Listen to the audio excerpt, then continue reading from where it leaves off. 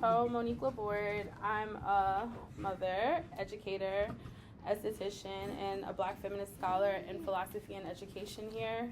I'm a doctoral student, and as a Black feminist epistemological scholar, my work resists Cartesian frameworks that separate mind from body, theory from touch, intellect from intuition. And in my work, I tend to center the body, especially Black women's bodies, as sites of knowledge, memory, and sacred instruction. I have a business that just turned 8 years old, Blyssom by Shapel. Thank you. And really, I started it from scratch. And part of my business in being a licensed esthetician is working with people in my community and providing them accessible and affordable wellness practices and rituals. To just affirm that the body is important. Okay, so in a world that disembodies us and rewards abstraction, my work insists the body thinks, the skin remembers, and softness is intellectual labor. So the biggest question for my presentation is, what if our first teacher wasn't a textbook, but a touch?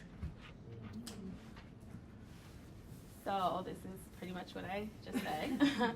So before I read books, like bell hooks, I was in the salon as a little Black girl learning what it means to listen with your palms. And this work lives here at that intersection of beauty and memory, of skin and spirit. And I invite you today to imagine a body not as an object, but as an archive, a site of memory, a syllabus, a sacred story written in melanin, stretch marks, and scars. So we're gonna explore really quickly the politics of embodiment and aesthetic labor through the lens of Black care, through the everyday, often invisible work of tending to Black women's skin, and in doing so, tending to their histories. So when dominant culture frames beauty as performance, perfection, or profit, I offer another lens. Care as resistance, touch as testimony, beauty as a site of political and pedagogical power. So I ask you, what truths live in our skin, and what lessons are carried in a keloid, a blemish, a birthmark? So here we have some beautiful melanated skin.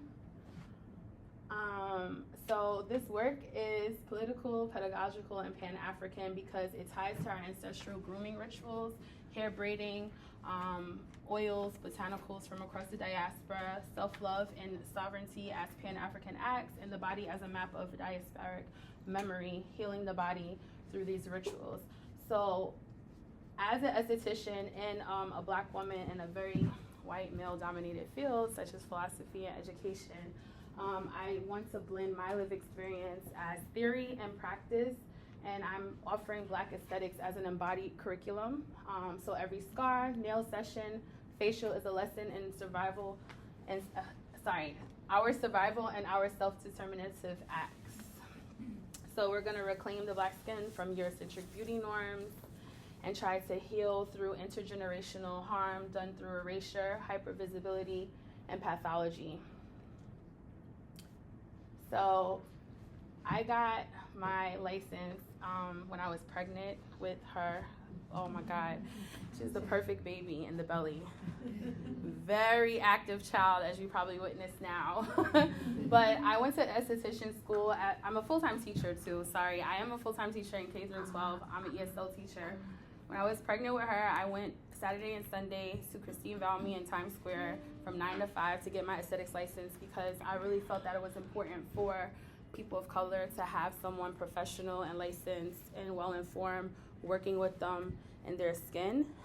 So I wanted to get the licensure and make sure I knew what I was doing because I know the history of trauma and extraction and harmful practices that has been done on the Black body. So I really wanted to be well informed in my practice and not just do facials. So each skincare ritual at Blyssom by Shapel is a reclaiming. I'm not just cleansing your skin, I'm cleansing your spirit and reintroducing a healing and healthy relationship.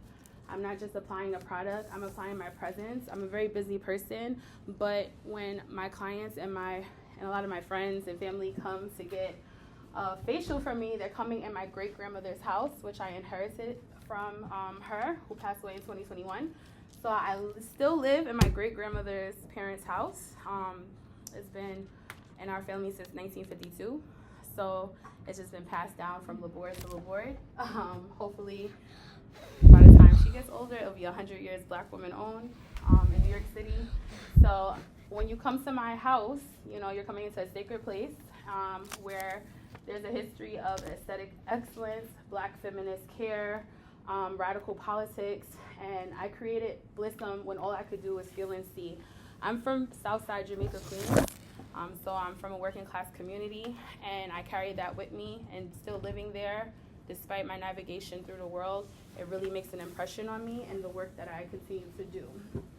So I really am trying to engage people in my community as well as inform people in here, the ivory tower of building ritual into the mundane and naming pleasure and rituals of abundance as a pedagogy. So when I give a facial, I'm treating the mother, a tired teacher, or a teenage girl going through a lot of acne and hormonal breakouts like she's royalty, and reminding and affirming her that they are and that you don't need perfect skin to be that. So yeah, this is just my picture. It's like one of my favorite pictures. So this is the little clip of me and my home-based salon, and it's very purple and pink. And I will just say, this is a fun fact, most of my clients are actually Black men. I really catered it to Black women, but I get a lot of Black men who actually have very good rituals with skincare. They come for facials. Like, they really take care of their skin. They go get their shape up, their haircut. And the women come more for like waxes because I think that as a society we have this engagement with makeup. So we tend to just cover up a lot of things. So I've slowly been educating a lot of my women clients that you do need to still treat your skin and take care of yourself, not just cover these things up as a performative act. So I center my table here as a kind of altar and healing space as well as a pedagogical space. And I was taught by women in my family who didn't have a language and used all this language for pedagogy and philosophy, but they knew how to braid healing into hair, rub wisdom into your tired feet and shoulders. And these women were still complicated. They were not perfect, and they carried a lot of pain and layers of trauma, but still through this process of braiding my hair before I had locks, braiding my hair, putting my hair in the iconic Black girl two puffs with the bobos, I trusted my body's knowing that I was in a safe place and a safe place of healing.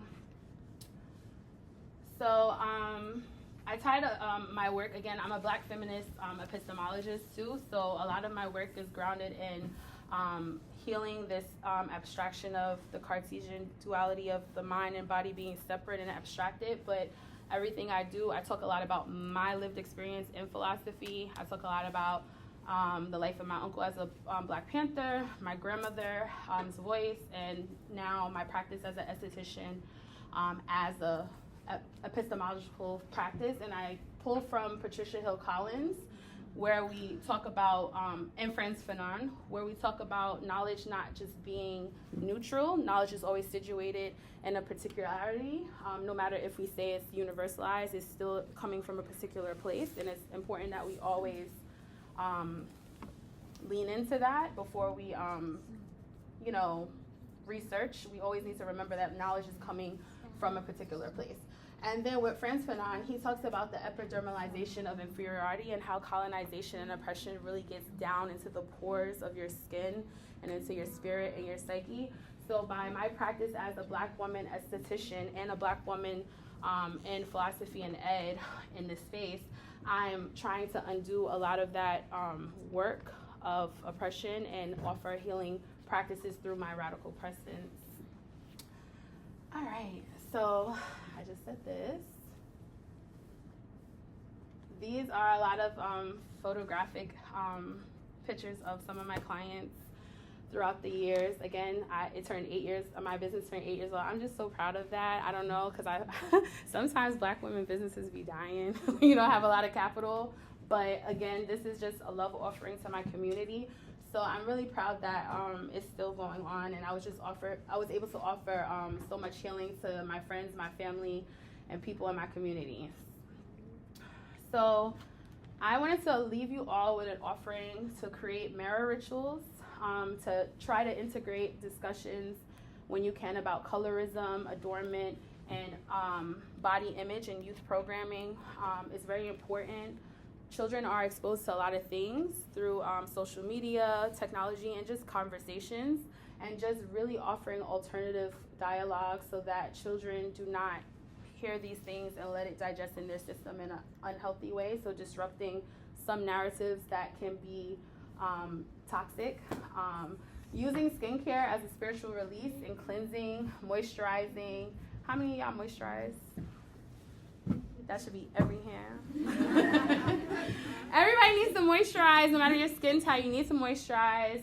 You need to take time for yourself, especially in the political climate we're in, with everything that's happening, and especially in this specific place situated within Columbia's university. Everyone needs to really take time for yourself, and whether that be a skincare ritual, which is really important to just tend to your body and get grounded in being in the body, but just take time for yourself, drink some tea, take a nap, listen to your favorite music, really cook your food, but just really sit with your body because there's a lot going on. So I offer you to build small altars with family photos. Maybe you have a favorite auntie, uncle who had certain practices or reminded you of softness and care.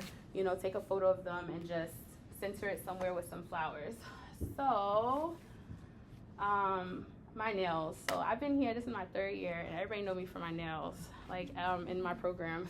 So my nails have to get done no matter what, and it's not a performative act, but it's a declaration that even when the world calls me to be pulled in so many different places, I'm gonna sit down in that chair and I'm gonna let somebody pamper me and get my nails done no matter what. Everything else could be a little off, but my nails and my toes gotta be done. So I tie that into theory that I'm not gonna give in to the idea of being burnt out as a Black woman, carrying everybody's load, but there will be a time that I take for myself and I'm gonna sit down and get my nails done. So green is the color now, but usually it's pink. I got into a lot of theory on this slide. I know we are constrained with time, but I talked about scars as epistemologies and maps. When we get scars, you know, if we really think about the times when we had fun on the playground and where we were in that time and space, we can go back and instead of reading actual textbooks, we can think about our experiences in childhood where we got a scar and what it revealed to us, and sitting with that, having a journaling practice. Each scar on my body, whether from childbirth, childhood, heartbreak, or survival, carries more truth than most of my textbooks. In the world's eyes, they might be flaws, but I don't erase them. I study them, I listen to them, and I honor them as curriculum. I theorize my scars as sites of refusal, sites of spiritual learning, and sites of becoming. And then I have stretch marks. Now, I feel like we're in a better space with stretch marks, but there was a time where stretch marks was a thing that people, you know, it was just very, we didn't really want to embrace it, right? So, but I want to offer us stretch marks as proof of expansion. They are topographies of transformation written in the language of elasticity and endurance. And each mark is a site where you outgrew something. Maybe you outgrew your grief, your silence, your smallness, and a system that no longer could contain you. So this is another little theory I'm building on with stretch marks. The world may try to shame them, fade them, erase them, but I trace them with oil and gratitude. They are not symbols of loss, they are my map. And every time I stand in the mirror and bless these lines, I remind myself I'm not ruined, I'm rewritten. And here's a ritual. You can take a picture. I could send you this presentation. It's up to you, but it's just a small offering because as a philosopher, I also like to give people practical tools that will help them in their practice of healing. So this is just a simple ritual flow that you can do when you feel yourself going through anxiety. It helps regulate your nervous system. This is one. You can create your own, use this as a template, and let me know. You can find me on Instagram. Let me know how that works out for you. So when you take a picture, I'll go to the next slide. I'm almost done, I promise. Did everyone get a picture? Yeah, okay. So This offering was for anyone whose hands have ever touched skin with intention, for educators, caregivers, aunties, doulas, and cultural workers who understand that our bodies are not just objects of labor, but archives of love. Our bodies teach, our bodies resist, our bodies remember. So let us build classrooms and spaces that smell like shea butter, sound like affirmation, and feel like home. Thank you.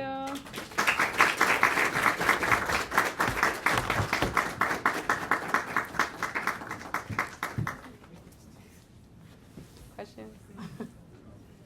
Thank you so much for your presentation. It was amazing and great. I'm definitely going to be looking at that template as well. Okay. I have a question about like how social media impacts like standard of beauty.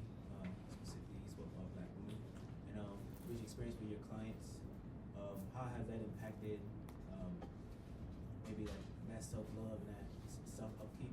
And do you see social media as a tool of something positive in the right direction, like pushing away from like Eurocentric beauty standards that people constantly promote, or is it negative? Thank you for that question. So I think our biggest economy is our attention and our practice of what we pay our attention to.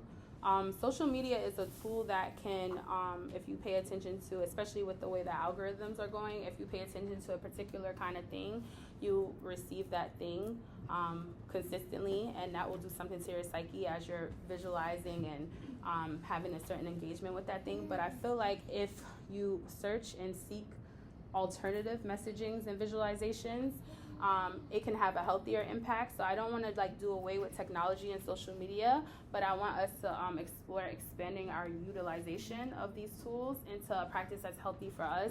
So in my personal experience, I don't have a lot of followers on my page. Like, I don't have thousands of followers. I have right under 2,000 followers on Blyssom by Shapel, and I've just been very authentic in my practice and very intentional. I don't really care to have a million followers. I really care about how many lives I can intentionally and authentically change and help heal in my community and whatever community I'm building in the cyber world.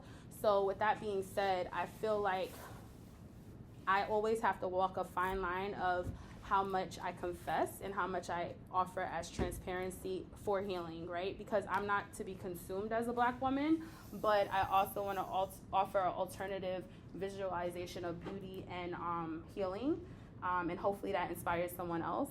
I'm not sure if it will, but I do believe in the power of authenticity, and that's how I would answer your question about social media and European beauty standards. Yes. Thank you so much, Shapel. That was such a lovely presentation. My question is about when you went to esthetician school, did you have to do a lot of pushback on the lessons and things you were learning, especially as somebody who wants to focus on Black skin? Yes and no. Thank you for that question. Yes and no. I was fortunate to have Miss Brenda Ramos, who is an older Puerto Rican woman who actually took some time talking about the Fitzpatrick scale, which is a scale that talks about different kind of skin tones and how much melanin, like depth of melanin is in each type of skin tone, and what products and would be helpful for these skin tones, and also like how fast they burn when it comes to like being exposed to UVA rays. And she really did take time to talk about particular skin tones more than I feel like other instructors did, because she's coming from a particular place as a Afro-Latina. So I learned about Asian skin, Black skin, and what's the other skin type? Asian skin, Black skin. Yeah, mostly the Fitzpatrick scale of 4 and 5 more, and we talked about that. So I feel like I have to say I was grateful because the school is primarily Russian. So I was able to learn more in that particular class of people of color, and I didn't have to do too much pushback. At the time, I was pregnant, and I was a little younger, so I just got a lot of fascination about my skin in particular. Being in that space, there was only 3 Black estheticians at the time studying with me, so it was more of making sure I'm not being fetishized, but people were genuinely interested in looking at my skin or looking at my classmates' skin and asking questions about how we keep it moisturized and supple. Thank you. More? Oh. Question. So, Thank you so much, not just for sharing your presentation, but also just sharing parts of your life with us as well. It's not an easy thing to do.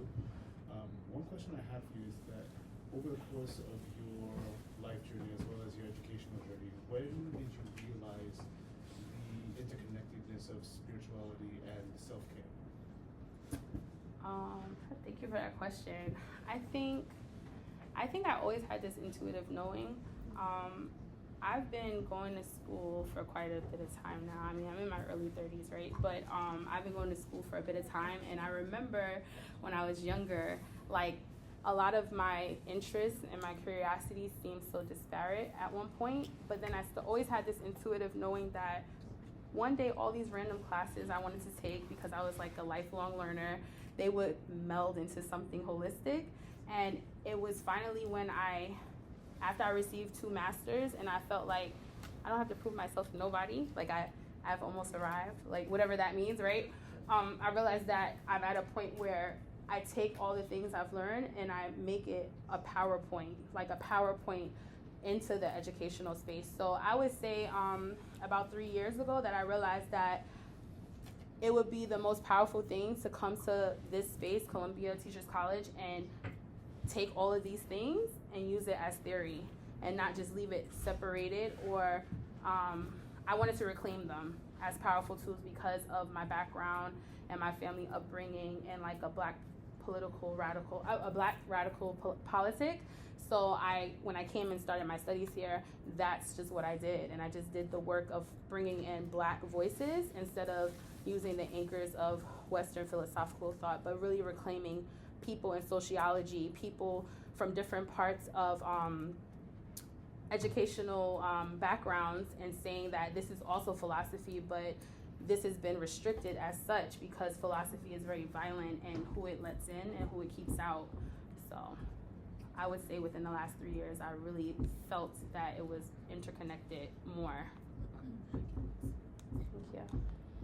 I have a question. Maybe you did discuss it and I missed it or something, but I'm wondering, do you have any theory around hair? The hair? I don't think I heard anything. Yeah. Especially like facial hair, things that become places of contention, around hair. What do you mean, like waxing, or do you mean like styling the hair on your head, or both? Okay, so because I'm not a cosmetologist and like a hairstylist, that's a very separate thing. Beauty actually has many different strands. You have cosmetologists, you have waxers, makeup artists, you have people who are permanent makeup artists where they can tattoo and do microdermabrasion, all of that. You actually have to go and get certified for and licensed in all of those things to practice them. I'm not licensed in hair care and cosmetology in that way. I'm in aesthetics, waxing, makeup application, body treatments. So that's my expertise area. When it comes to hair and how I deal with people in this practice, it would be through waxing, right? Or if they have body hair and they're getting a facial or a back treatment or something like that, that's how I would deal with it. And most people, really how I deal with hair is like waxing. Women come to get Brazilians and they get their underarm hair waxed. And of course, that's always a personal choice.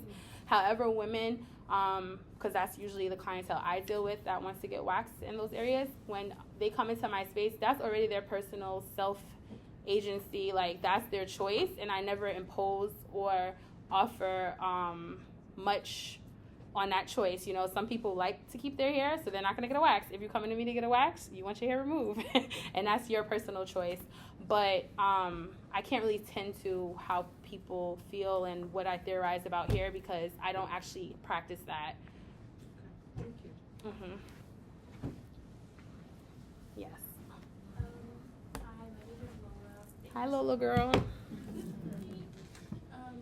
you so much for being with us today. I think that this is really important work that you're doing, especially in a place like Columbia that I think is historically very white, and also like in a philosophy space where the indoctrination of Black bodies is just not a thing, and so using the body as like a tool to produce theory, I think like legitimizes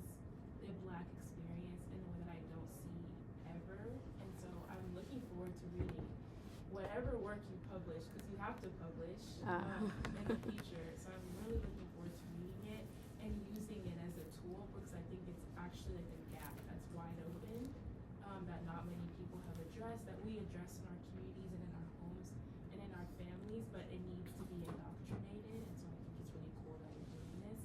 My question is, you mentioned Pan-Africanism on one slide, and I think that me, like as a Nigerian American woman, I have like a specific definition and lens in which I view Pan-Africanism and the political project that comes as a result of that.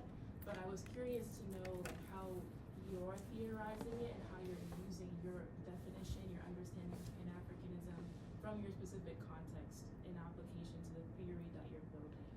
Yes, that's a great question. And honestly, after sitting in the this conference today, I realized that what I was intuitively feeling with this word Pan-Africanism was affirmed through listening and being in space today with people who, like you, Lola, who are of a particular place in Africa and can go back to that. I am an African American here, deep south, my ancestors, you know what I'm saying? So I've been in Queens, my family's been in Queens quite a few generations.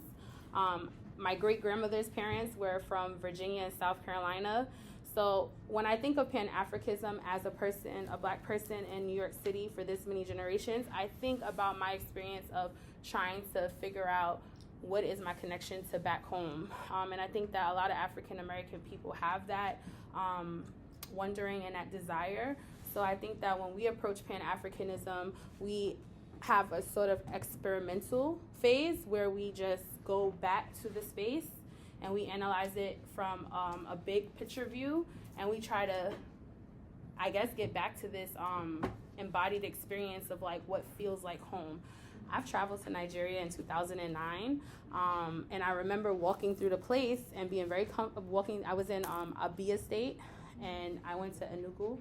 I'm probably not pronouncing that right, but I remember just walking around, and everybody told me I was an Igbo girl, right? And I remember like, no, I'm from Queens. Like I remember like literally I was like, I am from Queens. I don't know about Nigeria. And then come and behold, I was when I took an ancestry test, I found out I was like 30% Nigerian, like in my results. So I think that's so funny how I always wanted to go when I was younger, and I had the opportunity to go when I was 18, and there was just this connection of like people seeing something familiar in me. And I think the more that people of my particular experience when it comes to like being African American go and have this engagement with the continent, we can find what feels like home. I don't think we can have the same project, you know what I'm saying? Because there's this direct lineage, and there's not as much disruption when you're a person that is African coming to America, and you can go back home and you may have family back there where it's like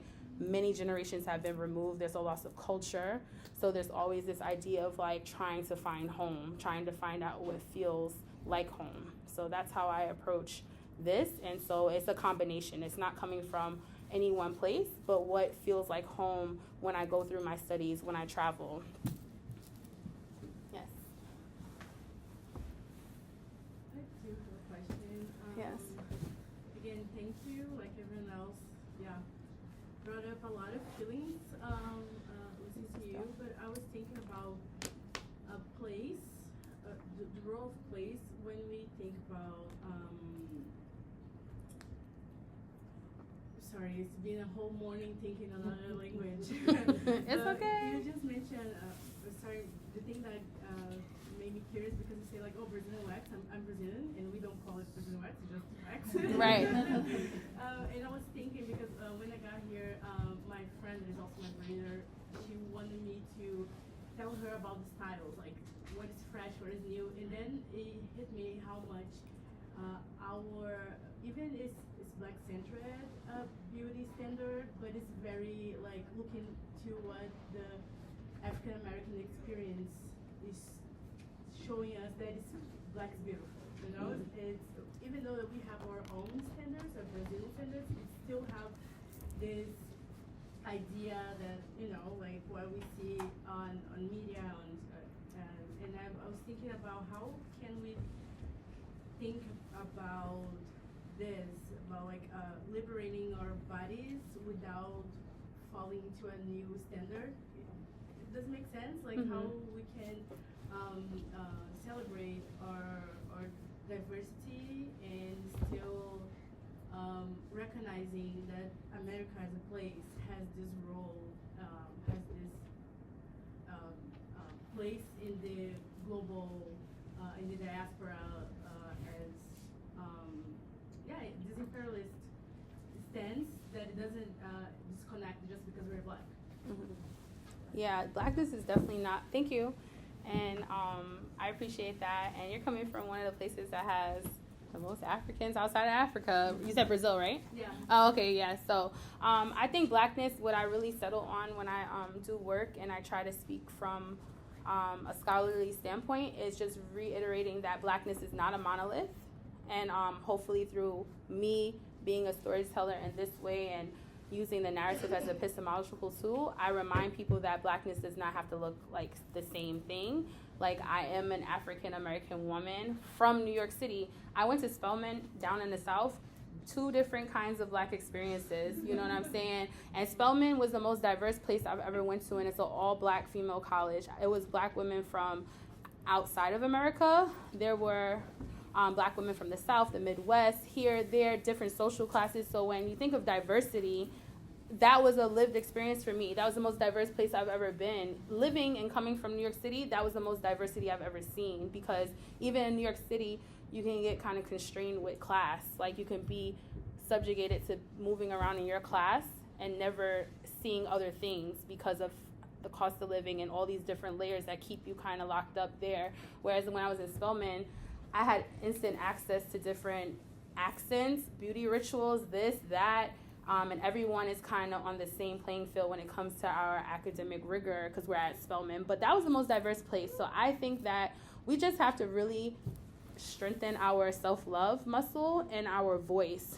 That's my biggest project in philosophy, is the voice as an epistemological tool, and how storytelling, I heard somebody here was talking, they said they're a storyteller. Yes, the climate. Yes, girl, the climate. I was like, the one who's talking about climate. Yes, you. It's true. We all have to reclaim storytelling as a pedagogical practice that is authentic and authoritative and without interrogation from whiteness, right? Like, I'm a storyteller and that's it. But I think the more we do that, the more we won't have these tensions, embodied tensions around having a sort of inferiority about where my blackness comes from, right? But just recognizing that I'm black, my sister's black over here, and this sister's black, and it's all beautiful, and it's not a monolith, and that's okay.